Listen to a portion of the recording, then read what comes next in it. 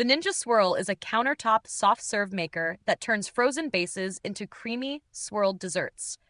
No complicated buttons or settings, just a paddle and handle. You pull, and it serves. That simplicity is a win for busy parents or grandparents who don't want to mess with tech. It's small enough to fit on most counters, but tall enough that you'll want some overhead space. The outer shell is plastic, but it feels surprisingly sturdy and lightweight. To use it, you blend and freeze your base: bananas, yogurt, fruit, or pre-made mixes. Once frozen, pop the pint in, lock the paddle, and pull the handle. That's it. Banana or yogurt bases give you the smoothest texture.